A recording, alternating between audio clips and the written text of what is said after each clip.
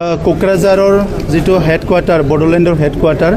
ইয়াৰ মূল এন্ট্ৰেন্স কাৰিগাঁৱত এটা design gate এটা তৈয়াৰ কৰা হৈছে থিমেটিক গেট আৰু সেই গেটটো নিৰ্মাণ কৰাৰ কাৰণে আজি আধাৰশিলা স্থাপন কৰা হৈছে আজিৰ পিছতে এই গেটটো নিৰ্মাণ কৰা হ'ব আৰু মেক্সিমাম 12 পৰা 14 মান্থৰ ভিতৰত এই গেটটো নিৰ্মাণ কৰি ওলাব বুলি আমাক ডিজাইনাৰে কৈছে সো সেইকাৰণে কিছুমান ভূমিৰ কাৰণে কিছুমান সমস্যা আছিলে গতিকে সেই সমস্যাটো সমাধান হৈ গ'ল ইয়াৰ কাৰণে আজি আধাৰশিলা স্থাপন কৰা হ'ল এই নেশ্যনেল হাইৱে দি 31 নম্বৰ নেশ্যনেল হাইৱে দি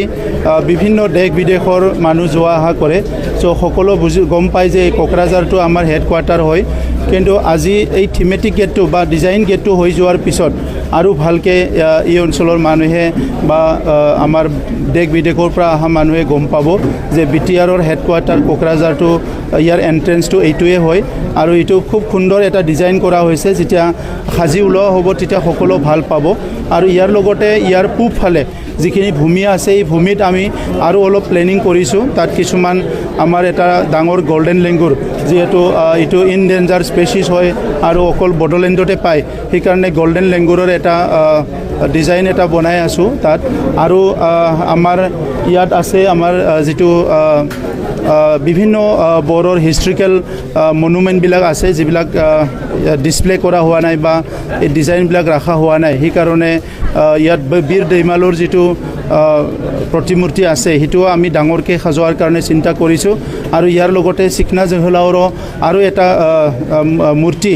বা ষ্টেচু এটা বনোৱাৰ কাৰণে আমি চিন্তা কৰা হৈছে গতিকে বিটিআৰ চৰকাৰৰ তৰফৰ পৰা যে কোকৰাঝাৰ হেডকোৱাৰ্টাৰ হিচাপে ইয়াৰ সজাই বৰাই খুব সুন্দৰ কৰাটো আমি অলপ গুৰুত্ব দিছোঁ